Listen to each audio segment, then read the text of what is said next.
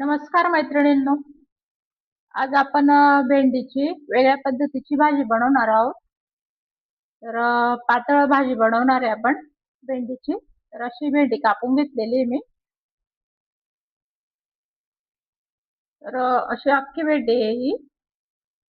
तर असे चार चार चिरा देऊन घेतलेले आहेत मी आणि असे छोटे छोटे तुकडे करून घेतलेले आहेत. अशा पद्धतीने मी कापलेली आहे.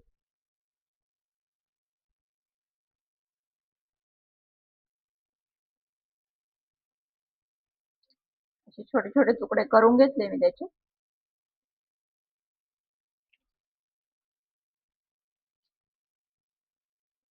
आता आपण सगळ्यात आधी भेंडी तळून घ्यायची आधी. पातळ भाजी बनवणार आहेत आपण. तर कांदे एक कांदा कापलाय आणि 3 हिरव्या मिरच्या कापल्या मी. या मिरच्या म्हणजे तिखट नाही, त्याच्यामुळे मी ही एक मिरची लाल कापून घेतलेली आहे. तर गरज नाही लाल मिरची टाकायची जर तिखट असल्या मिरच्या तर, पण या मिरच्या फिक्या असल्याने मी टाकते तिला, कारण की ती थोडीशी तिखटच चांगली लागते भाजी. कोथिंबीर आणि लिंबू टाकणार आहे आपण त्याच्यात. अर्धा लिंबू लागेल किंवा आणखी कमी लागेल, आपण अंदाज पाहून टाकू त्याला. तर कढईमध्ये तेल टाकलंय. आता भेंडी तळून घेऊ आपण.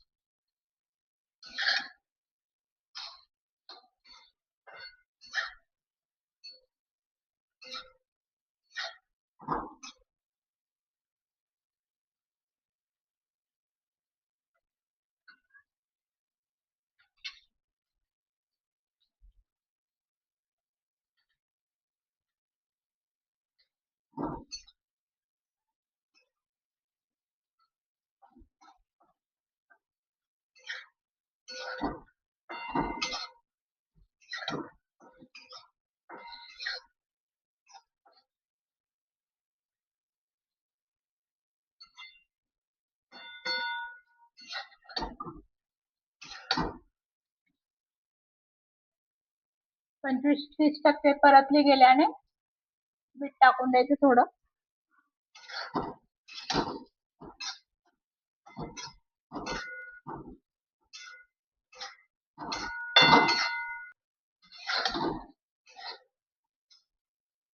तशी तळता तळता तिला कम्प्लीटच शिजवून घ्यायची आपल्याला.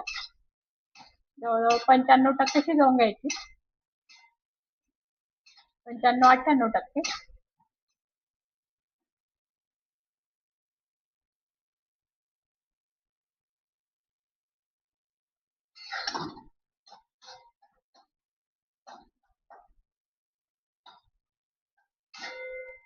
आपण अशी कोरडी पण खाऊ शकतो. याला चटणी मारली, चटणी वरून टाकलं ना आणि अशी कालून घेतली तरी पण ही भाजी आपल्याला कोरडी खाता येऊ शकते.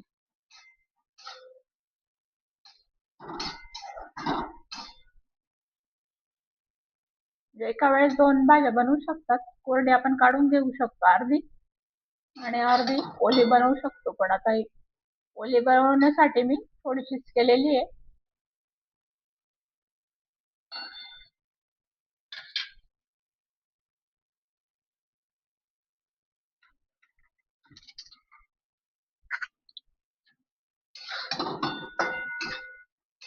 तर ही 98% शिजून गेलेली आहे आणि तळली गेली छान. आता याला उतरवून घ्यायची.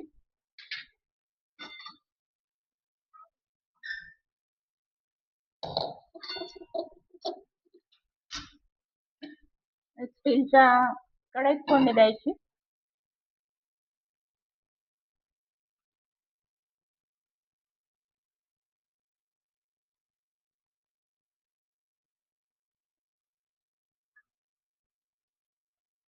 पाणी गरम केलंय, मी याला बंद करते. गरम झालंय पाणी.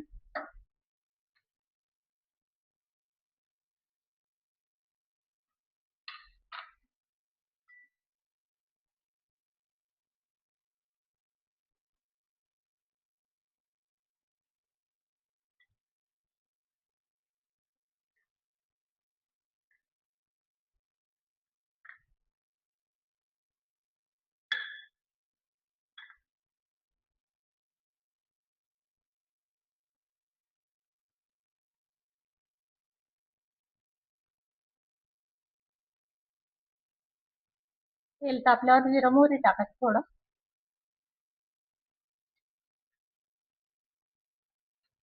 तर हे लांब लांब कापून घेतले मी लसूण. लांब काप केले त्यांचे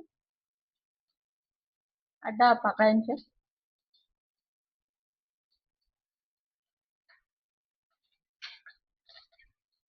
गॅस कमी करून द्यायचा.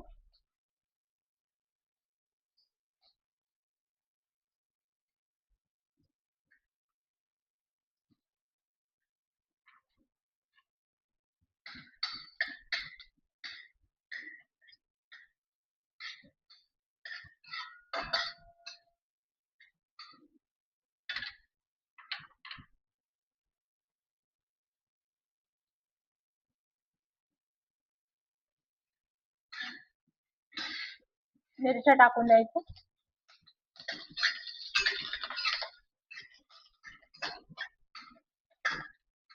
कांदे पण टाकून द्यायचे.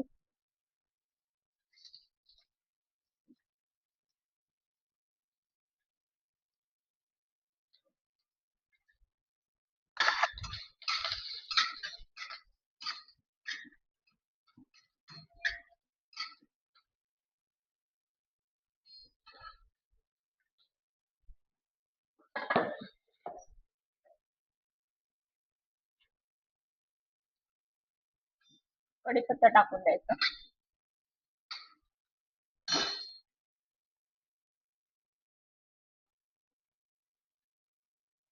थोडं मीठ टाकून द्यायचं कांदे तळायला.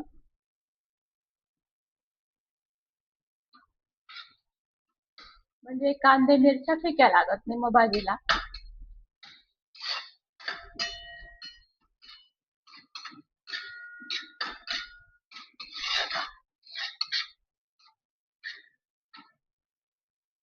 भेंडी अशी जळू नाही द्यायची. भेंडी व्यवस्थित होऊ द्यायची. तिला मंद आचेवर करायची. नंतर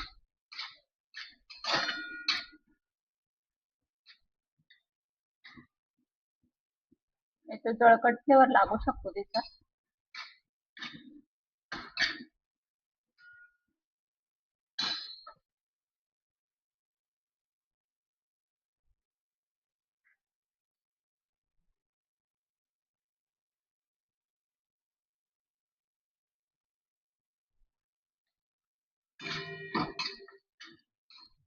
कांदे पण तळताना काळजी घ्यायची की त्यांनी असं करपायला नको कांदे. ते जळकट लागते नाही तर मग भाजी.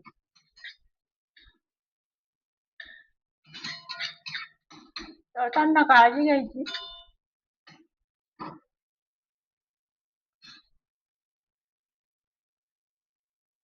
थोडा मध्यम किंवा मंद गॅस ठेवायचा.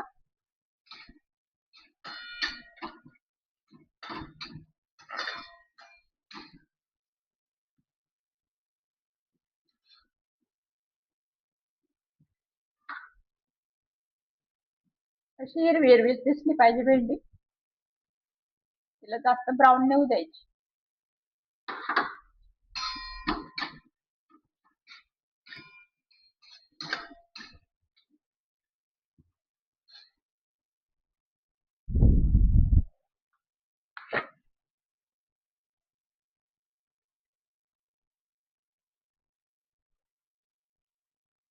थोडी हळद टाकून द्यायची, पाव चमचा.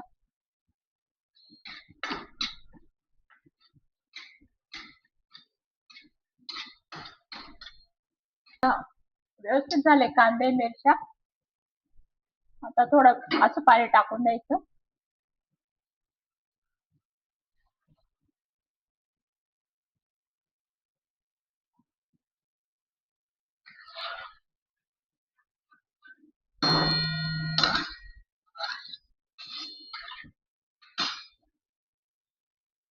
आता गॅस फुल केला चालेल.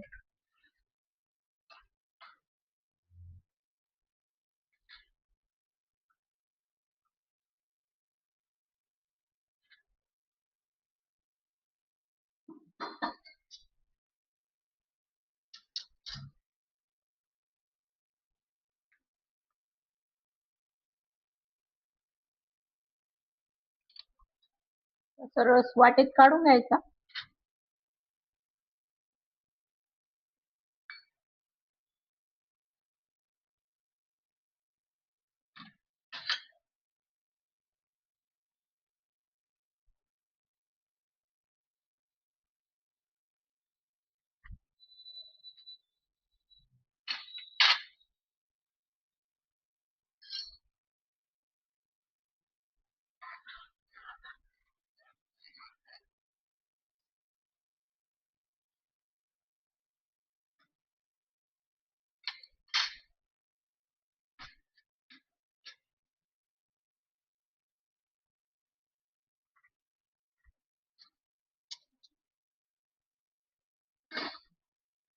आणि थोडं अजून लागेल.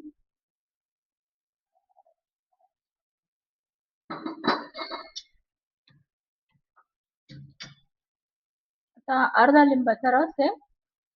आपण लागता टाकू, याच्यात लिंबे टाकू आपण आता. गरज वाटली टेस्ट करून मग आणखी टाकायचं. तुम्हाला किती आंबट पाहिजे त्यानुसार करायचं. नाही तर अति आंबट होऊन जातं मग ते.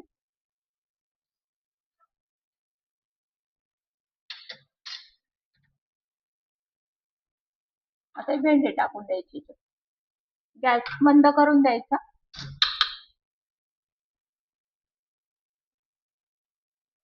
तिला आता जोरात नाही उकळवायची आपल्याला. बंद गॅसवर 2-3 मिनिटं होऊ द्यायची तिला आता.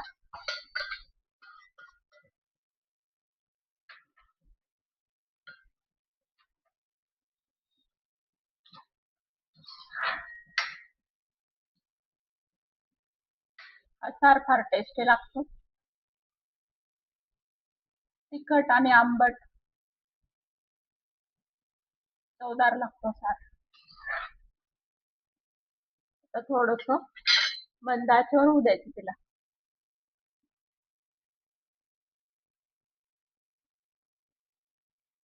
2-1 मिनिटं होऊ द्यायची.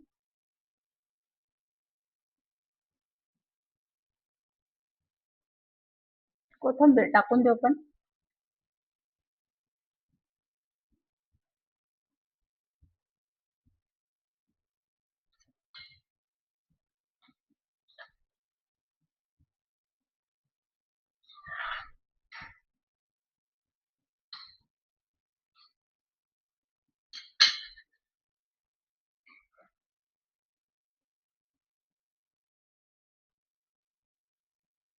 तर अर्धा लिंबू लागून गेलाय आपल्याला.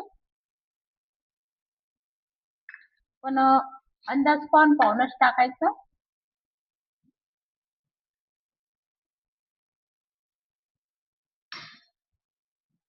आता थोडं झाकण ठेवून द्यायचं 1 मिनिट.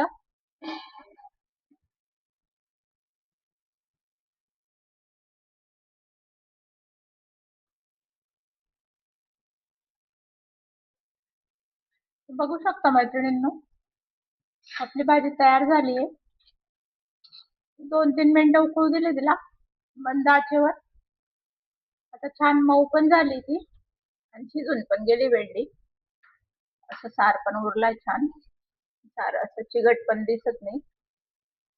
लिंबू टाकल्याने आणि भेंडी छान तळून घेतली ना आपण आधी, त्याच्यामुळे सार चिगट नाही होत. लिंबू टाकल्याने चिगटपणा येत नाही तिला. तर कांदे जळू द्यायचे नाही, भेंडी जळू द्यायची नाही. असं काळजीपूर्वक त्यांना तळायचं मंद आचेवर. तर अशा पद्धतीने ही भाजी खूप सुंदर लागते. करून बघा. भातावर बी छान लागते ही भाजी. पोळीसोबत बी छान लागते. तर ही एका व्यक्तीसाठी बनवली मी ही भाजी. 2 व्यक्तींना पण पुरून जाईल. थोडंसं पाणी वाढवलं आणि लिंबू पण वाढवायचं पुन्हा. तर एका व्यक्तीसाठीच केली मी एवढी भाजी. तर त्यानुसार तुम्ही प्रमाण वाढवून घ्यायचं. मिरच्या, कांदे वगैरे असं सगळं, भेंडी.